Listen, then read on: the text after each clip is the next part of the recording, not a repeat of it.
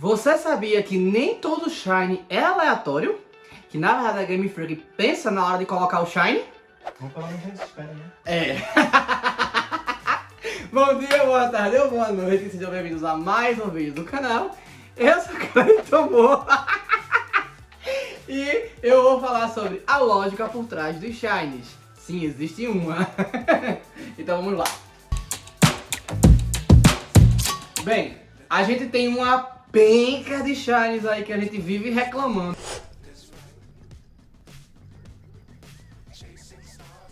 Como por exemplo, Pikachu de Dewgong, que a diferença do Shine pro normal é minúscula, a do Pikachu com o passar do tempo até aumentou. Existem alguns Shines que tiveram, que o povo fala, nossa, o Shine de fulaninho mudou. Ficou um tom mais escuro ou um tom mais claro. Não é uma mudança significativa não. Tem exceções, mas normalmente é isso. Enfim, mas segue um padrão e alguns deles seguem uma lógica. Eu trouxe alguns pra falar e aí se der um bom engajamento a gente continua. Pô, fez até com teimosia mesmo. Mas enfim, vamos lá. Eu comecei com Toucannon. Se vocês já repararam, o Toucannon, ele é basicamente um tucano que a gente conhece, um tucano famoso, né? Ranfasto tucanos. Não, Ranfasto toco. Ranfasto toco. Ranfastos toco. Que é o maior tucano que existe. Mas tucano é uma ave que existe na América do Sul, na verdade na América Latina, tem do México pra baixo e tem alguns primos deles, os araçaris. Também tem tumarim, enfim, tá? Mas os tucanos, né? E aí eles escolheram algumas pra colocar lá no Havaí, né? Eles colocaram o Toucannon, que ele é basicamente o tucano toco realmente, né? O Ranfastos toco. O jogo até fala que algumas espécies foram migrando pra lá e ocuparam lá, né? E se vocês repararem, o Shine, ele é só outra espécie de tucano, é o Ranfastos tucanus. Ele segue o padrão desse tucano, então é basicamente como se fossem duas espécies. O normal fosse em referência a uma espécie e o Shine fosse referência a outra espécie.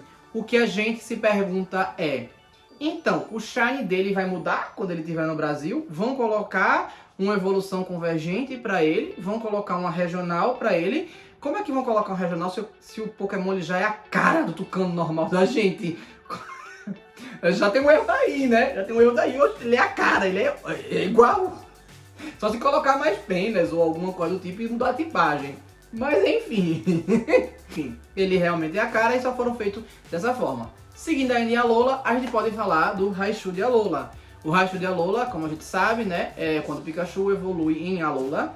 E ele fica com aquela cauda lá dele, que é uma referência a um episódio do anime, ó. Muito tempo atrás do Pikachu surfista. Da primeira geração. E também já apareceram em alguns jogos, como Pokémon Dash, entre outros, o Pikachu surfista, né? Que ele surfa, ele aprende surf, a ponto que depois de tantas gerações, ele aprende surf naturalmente. E aí, em Alola, foi desenvolvido o Raichu de Alola. E nada mais justo do que o Shine ser um Raichu que pegou muito bronze, que se bronzeou. Até as bochechinhas dele ficam brancas, como se fossem as marcas do protetor solar, quando a gente vê filme de surfistas aí da década de 80, 90, com aquelas marcas de protetor solar. Então o Raichu de Alola é uma referência óbvia a isso, né? Como se ele estivesse bronzeado, passado do ponto. A gente também tem Clauncher e Clawitzer, né? Que são camarões e lagostas, né? E eles são azuis, provavelmente fazendo uma referência ao sangue azul. E também a estarem, pra ser diferente, né? Porque tá no mar e aí fica mais fácil de se confundir ali na água. E seus shines laranjas avermelhados, como se fossem as cores dos crustáceos originalmente, né? E eles ficam com uns detalhezinhos azuis, eu acho que também para poder remeter um pouco sobre sangue azul, né? Que eu falei que os crustáceos têm. Litwick, Lumpert e tenho que lembrar de falar em inglês, e Chandelure, eles são os candelabros, as velas e tal, mas eles são fantásticos porque eles são uma referência à cultura que sobreviveu, uma característica da cultura celta que sobreviveu, que são os Will-O-Wisps, que também tem na Eslava, que é os espíritos da floresta expressos em chamas flutuantes. Então, o Litwick, o Lumpert e o Chandelure, eles são inspirações para isso, a ponto que em Pokémon Tournament DX, o golpe de Chandelure, né, o especial de Chandelure, é ele no escuro, fazendo um negócio assim, e só as luzes aparecendo como se fossem realmente os espíritos da floresta atacando alguns espíritos vindo. Por isso que eles são fantasmas. E na Pokédex também diz que o Lampert leva você para outro mundo. E o Litwick é usado como isca. Os shinies deles são outras cores de chamas. No caso do Litwick a diferença é bem pequenininha. Mas no Lampert e no Chandelure são mais significativas, principalmente do Chandelure. Porque, como eu já falei em outros vídeos, inclusive no vídeo de elementos, eu falo, a chama ela pode apresentar várias cores. Dependendo do que ela está queimando. Do que ela está queimando. Então, cada elemento emite uma cor diferente, cada composto emite uma cor diferente e é normal. Então é só uma citação para outros tipos. Provavelmente o Chandelure ele fica da cor da chama normal, laranja avermelhado, justamente para mostrar como se fosse queimando, sabe? Nesse outro mundo, queimando o físico, né? Saindo do mundo Pokémon e vindo para o mundo físico, uma transição meio assim, meio macabra. Sabe? Então provavelmente é assim. E se você reparar, essa lógica da chama, ela está expressa na grande maioria dos Pokémons de fogo que só mudam a cor para um tom. Alguns eles ficam rosa, sabe? Mas eles vão mudando o tom, como o Magmortar e Infernape. Mas enfim, é isso. O Spoink, o Shine, ele tem a mesma lógica que o normal quando evolui. Que é o que? A pérola dele, ela fica tão concentrada, tão densa ali de energia psíquica, que ela começa a ficar escura, de tão densa que ela fica. Ela vai ficando super densa. A gente pode dizer meio que corrompeu. E aí por isso as pérolas de Grumpig é preta, justamente por causa disso. E talvez por esse motivo, o Spoink Shine tenha essa pérola já escura. A pérola dele já é cinza. É como se ele já tivesse com mais concentração de energia psíquica, tivesse acumulado ali. E ele nascido, né? Aquela cor dele que ele nasce mais desbotado, é quase como esse aqui desbotado, ele consegue focalizar mais e transformar daquela cor. Então provavelmente é uma referência ali a como se fosse o meio do caminho da evolução, saindo do Spoink para indo para o Grumpig, né? Então o Shine vai fazer essa referência assim da concentração da energia psíquica. O Swablu e o Altaria, eles são bem óbvios no seu Shine se você parar para observar que animais eles são. O Swablu é um canário. E o Altaria, ele simplesmente é a continuação do Swablu, mas de uma forma Pokémon, né? Que, como ele é dragão, botaram um pescoço grandão, parará, pererê. Como eles remetem a nuvens, as asas são de nuvens e a cor vai ter que ser o azul do céu, o azul celeste.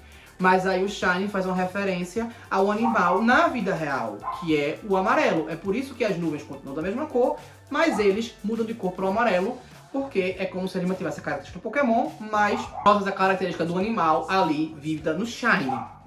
E o último que eu coloquei foi Voltorb e Electrode.